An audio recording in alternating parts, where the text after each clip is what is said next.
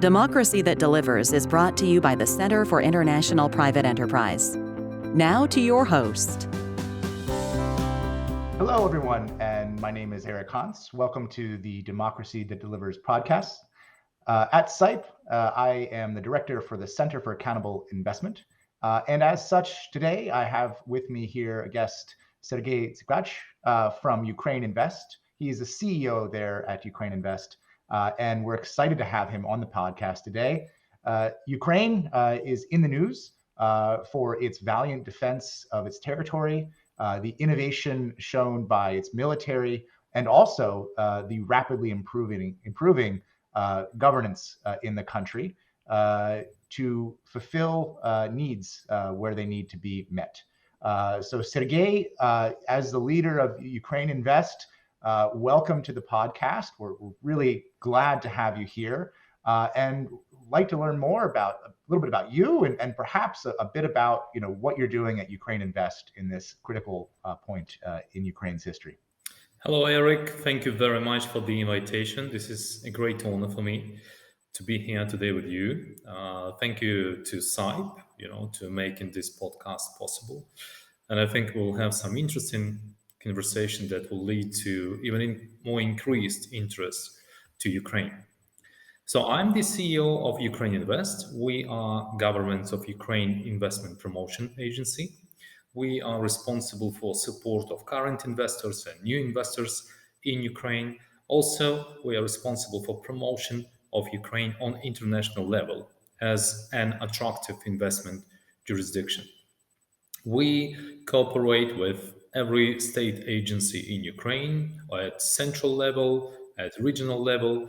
Also, we are partners with Ukrainian businesses and foreign businesses. We talk to them constantly about their ideas, their projects, and the ways how we can support them. I was appointed in 2020.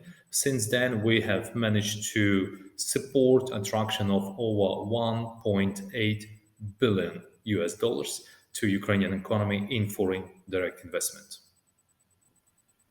Those are some impressive numbers. And so 2020, you get the job, and then probably just after COVID.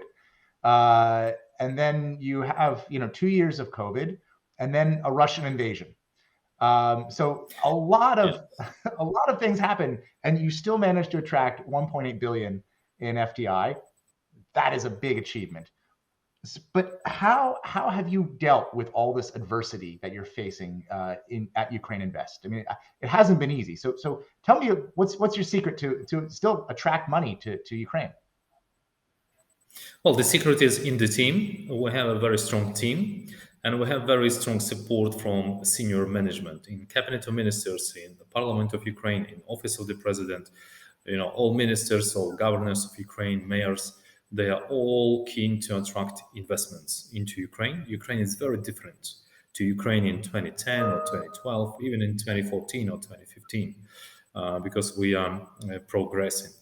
And yes, indeed, those were very challenging years. When I was appointed, there was no option to travel, and that's key.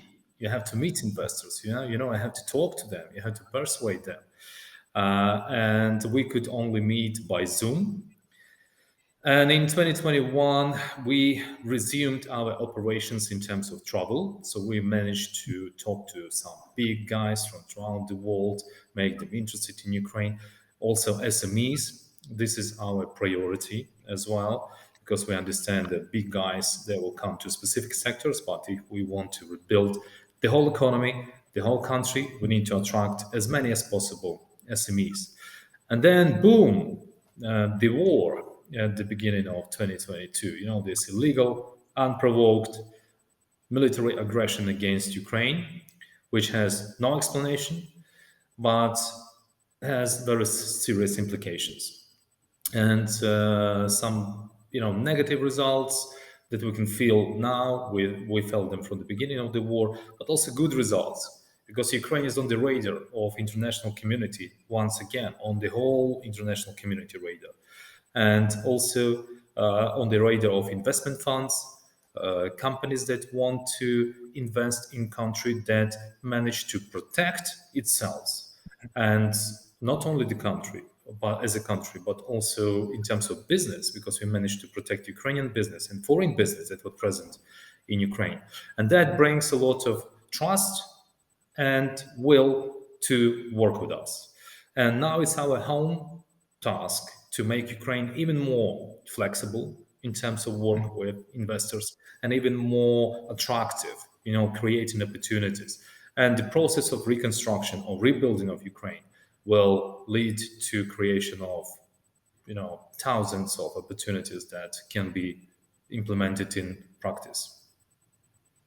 Yeah, I remember talking with some folks. You have a really young minister of digital transformation in Ukraine, done some amazing things with the putting processes that have been paperwork and bureaucratic, and just getting it, the government on the smartphone policy of the Zelensky administration, to my mind, has been a fairly big success. I talked to folks in Ukraine. They're very happy with kind of public administration from that point of view. Business seems to be taking some advantage of this as more processes come online and you have less interaction with, Ivanovich down at the permits office, and you can do everything that you need to do online in a less kind of personal or transactional manner. But where do you go through? So you have this invasion. You have a lot of attention on Ukraine right now. Potentially lots of government to government type of support. But where does the private sector fit in here? And how can the private sector help the Ukrainian private sector, the international private sector, help the Ukrainian private sector? Yes, you spotted a very important thing about Ukraine. Probably the average age of Ukrainian official is about 40 years old right now. Some of our officials even younger than that. If you compare to our neighbors who initiated this military aggression against us, their probably average age is about 70 years old. So that's a very big difference in terms of how you react to challenges and how you tackle them. And the war is not only our only challenge. So we have to be more effective in terms of regulations. We have to be more effective in terms of anti-corruption policy. And this is what we do, so we create things, we push them through, we make them happen. So that is important, to be still able to react to these challenges. So, I mean, what do you, how does the private sector get to interact with the private? How do you? The private sector, yeah. Because I started to think about policy and private sector is very important for Ukraine in terms of reconstruction and rebuilding of Ukraine, because there will be several ways to support Ukraine. One way is to obtain state support from our partner countries or international financial organizations or any, donor organizations or family offices that want to support Ukraine. But those will be injections that will support our country in terms of maintaining the economy. If we want to rebuild the country, we need to get as many private investments as possible, because we will have to rebuild our country not only in terms of physical infrastructure, buildings, schools, facilities, but we also have to rebuild Ukraine in terms of trust from foreign investors, and specifically private investors. Because when private investors come to any country, that means that country is open for business. That means that country is looking after business environment and constantly working to improve it. And it means that you can make a good profit in the country. Because at the end of the days, it's a business that we're talking about. And they have to be able to come into country, make profits, and then invest, whether in Ukraine again or anywhere in the world. And for that purpose, they will have to extract their profits and be able to use them. So this is why we are very focused on private investors. We specifically, as UkraineInvest, we are not engaged in any state support programs, specifically from foreign governments that are directed to rebuild infrastructure, for example, or buildings. We are mostly interested to attract private investors with technologies and with money. So this is our specialization, and we just managed to organize an event on the 29th of September. It was called Rebuilding Ukraine with the Private Sector. And our main purpose was to showcase real investable targets in Ukraine that are available right now, today. We have managed to present 11 projects from private Ukrainian business to international business community from 64 countries throughout the world. And the total amount of this possible investment was around $2 billion US dollars. What is important, we are trying to present, first of all, Ukrainian businesses that had a very good track record of doing business before the war, because this will be the low-hanging fruits for international business community.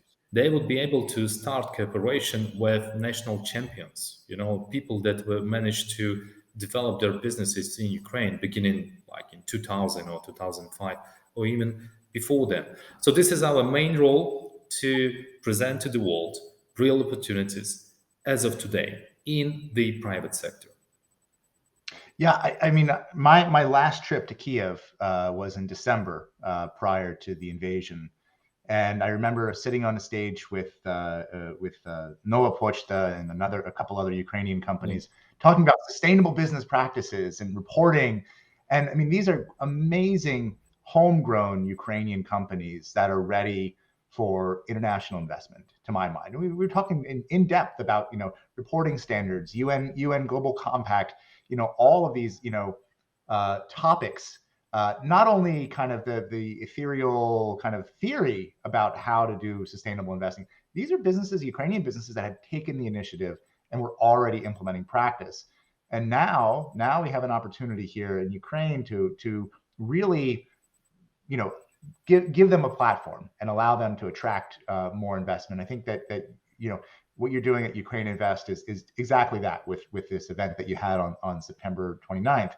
I do want to go back to one issue, because if I don't bring it up, somebody will call me out on it. And so if the issue is corruption, right? Of course, right? So, as they say, it takes 20 years to build a reputation and 5 minutes to lose it. And so Ukraine for many years has had this issue of corruption. It's a perennial issue, multiple presidential administrations since effectively its independence. So, my question is, you have a new cadre of 40-year-olds in government now. You have this war, this existential threat that's threatening Ukrainian sovereignty and statehood.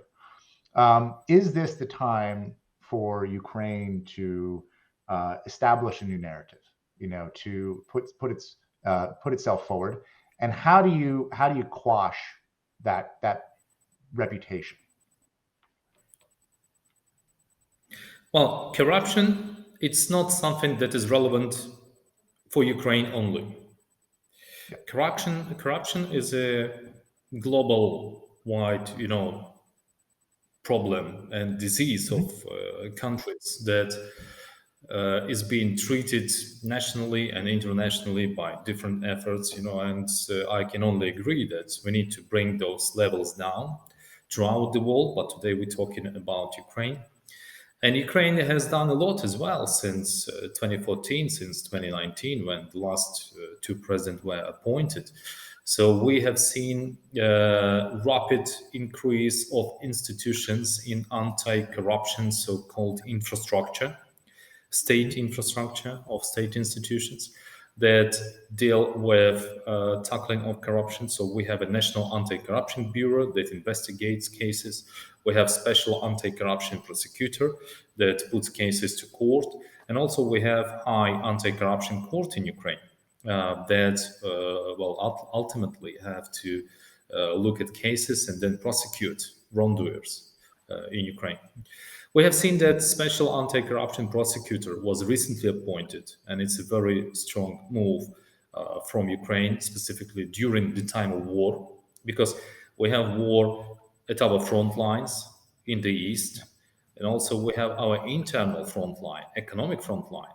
For us, it's very important to bring economy back to the level before, to the development level before the 24th of February, but also to go even further than that and to rebuild new Ukraine with new economy. And at some point, 10, 15 years, maybe 20 years, to join club of developed countries.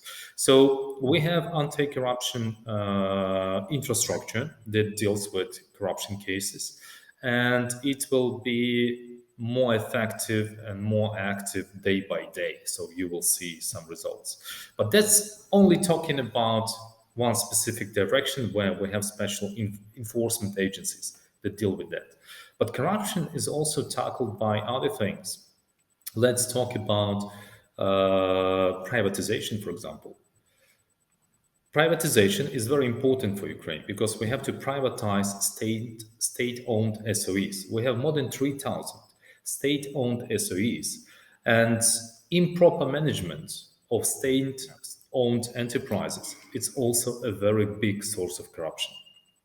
So now we have a newly appointed head of State Property Fund. Previous head of State Property Fund, he did a very good job, and he managed to unlock many, processes. But now we have newly appointed chairman, and he wants to take this to another new level of privatization that will focus on the following. So his policy is to keep several national champions, but just, some limited number of those companies that will be still operated by state, maybe in cooperation with private investors, and privatize the rest. Very important, because then we will get rid of those bad practices, and we will also bring investments and technologies to Ukraine. That's one.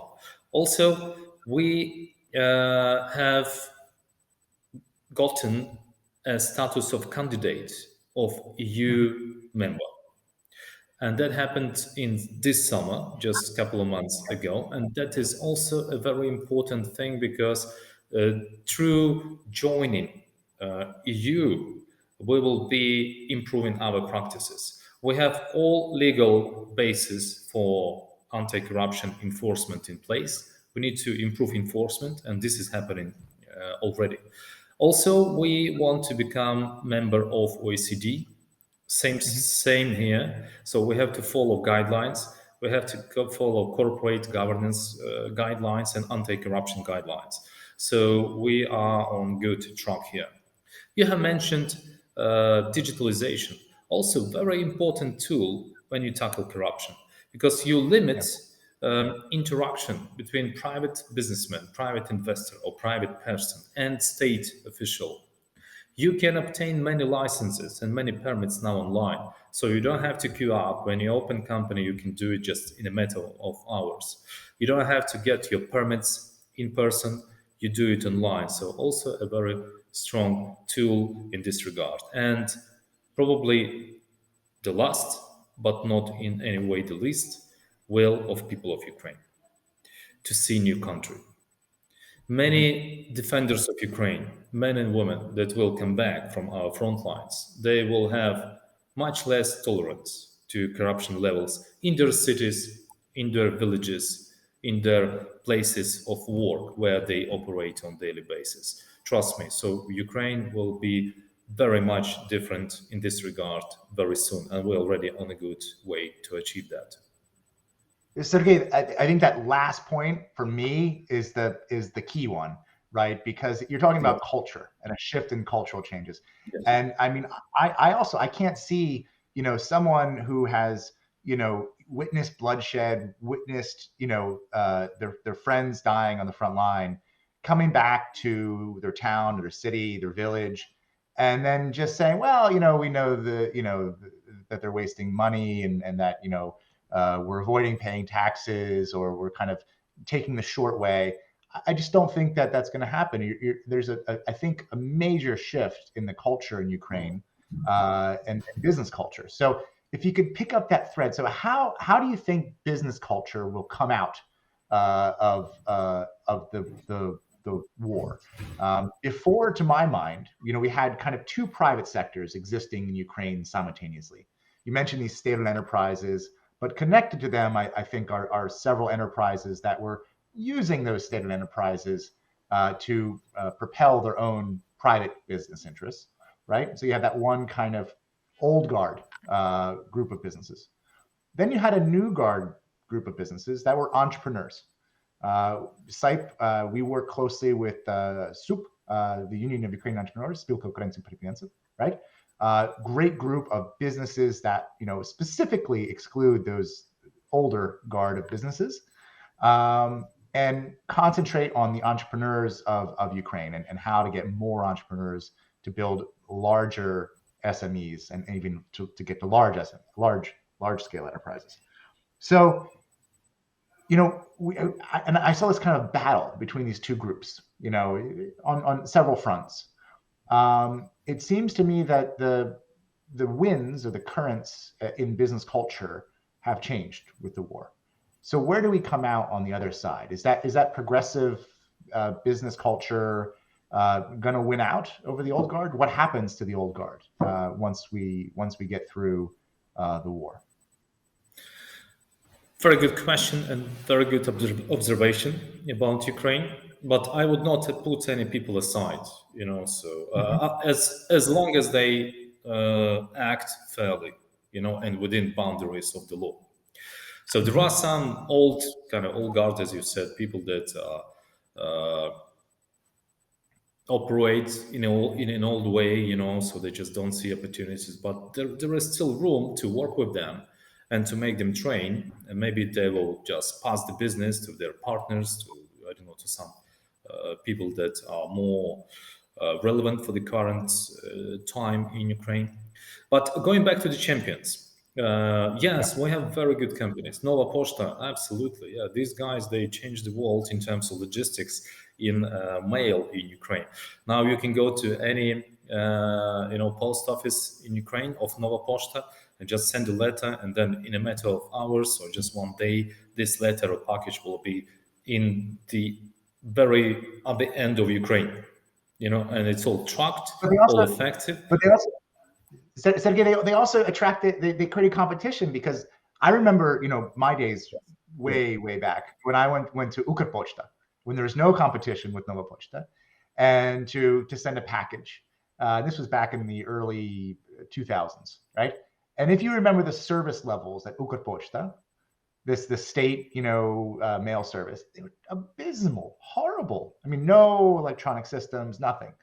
And now you have this competition, and last I saw, and I talked with several of the supervisory member boards of Ukrpochta, a lot of innovation in the state of enterprise. So do you see that competition, something in other sectors going on? Absolutely. So competition brings prosperity, and competition brings innovations and new ideas to the market. And this is what happened in our postal services market. And Nova Poshta, yes, indeed, they injected that fresh blood into the market, new ideas and new speed with which you have to operate when you do such important business in the country. And Ukrposhta is managed by Igor Smilyansky, also now way more effective than before, but they have to compete. They have a bit different structure because they had to, when you build something, sometimes it's easier to build from scratch than to rebuild the existing model. And this is about your old guard thesis, So you have to retrain people, you have to reuse facilities in a new way, but they had to learn in order to survive. They have to learn, and this is a good example of changing old guard to a new guard, as you said. But this is about services, so competition is very important. And people of Ukraine, they're very creative. Very creative, and you can see that even during the war, our creativeness sometimes supported us in the front lines as well.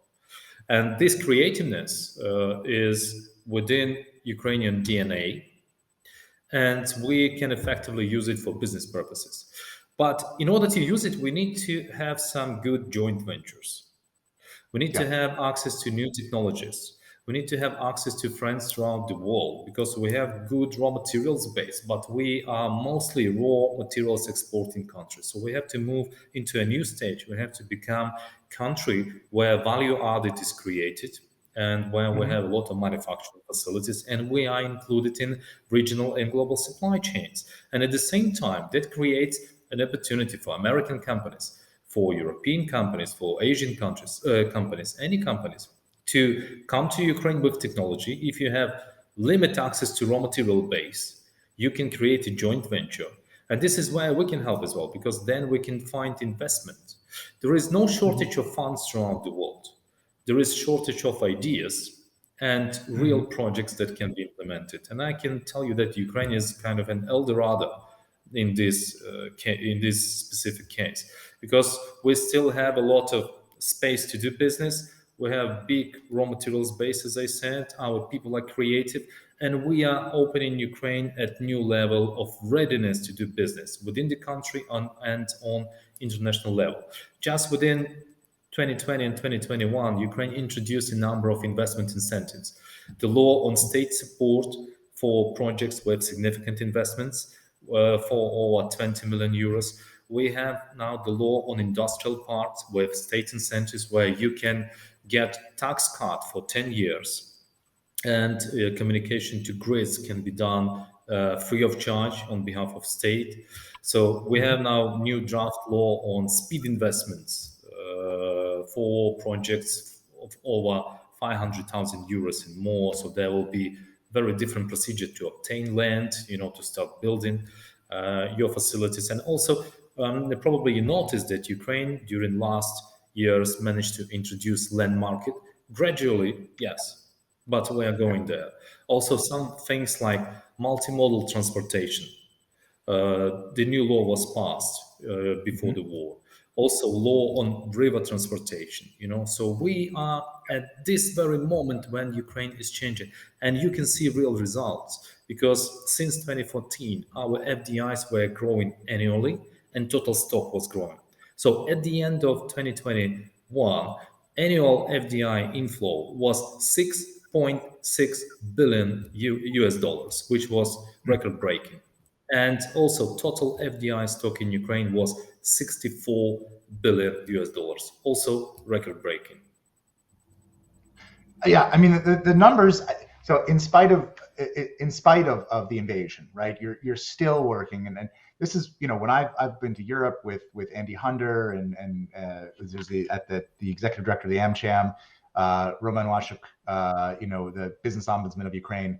We had great conversations and kind of reminding investors and businesses that look, Ukraine is a big country. It's 8 Denmarks. There are still places that can invest. The front line is in some cases 1,000 kilometers away. This is not the time to stop investing. This is time to get in on the ground floor because all of these reforms have happened or are happening as we speak. So, I mean, I think that, Sergiy, you have a really critical role at UkraineInvest, and the best of luck to you. If we've got a couple more minutes, how would you summarize, in 5 years, what would you see? What's a success look like for UkraineInvest? Well, success for UkraineInvest is success for Ukraine. It's as simple as that. So we want to make sure that Ukraine will see more FDIs into real sector specifically, and we are on a good path here. We'll give you some example. During just at the beginning of the war, Ukrainian IT companies, just during first couple of months, they received more than 70% of Ukrainian IT companies. They agreed to cooperate with new partners and new investors. So that showed international support for Ukraine. I understand that IT companies are more export-oriented and they're not based in offices, but that shows what kind of cooperation between the real sector will be at the end of the war or after the war. And real sector is pivotal for us. This is what we have to develop very rapidly, and we have very good opportunities. And some big companies like Kingspan, for example, a global company with more than 200 factories throughout the world. They already enter in Ukraine. They already have chosen location, and they are at the final stages of formalizing all this process. And they have their teams on the ground, so we are supporting them now. And we are very happy that this big investment project for over $200 million will be implemented in Ukraine. We have new requests. We have more than 7 projects in our pipeline on state support. The total amount is $1.2 billion US, and we receive requests on daily basis. We have 2 investment funds that are being open for Ukraine right now, total amount over $1 billion. But this is just the beginning, and we will see rapid development of investment activity in Ukraine. I think it's kind of a perfect storm in terms of development of investment market in Ukraine right now, because we have to rebuild Ukraine, and it's not an option, it's a matter of survival. So all authorities and all people will be working very hard, to use our potential that was laying on the ground for many years since 1991, and just put it to market, sell it in a good way, bring new partners, and make prosperous Ukraine and all countries from where our investment partners will come from. Well, that's a very positive message and a very optimistic message. And so I think we should end there. We should wish you, Sergiy Tsivkach from UkraineInvest, CEO of UkraineInvest. Thank you for coming to the podcast. My name is Eric Hontz, Director of the Center for Accountable Investment at the Center for International Private Enterprise. Real pleasure to have you, and I hope to meet you soon in Kiev in person, and we'll have one of those great coffees that Kiev has become famous for. Thank you, Eric. Thank you. It was good talking to you. Bye-bye. Listen and subscribe to CIPE's Democracy That Delivers wherever you get your podcasts.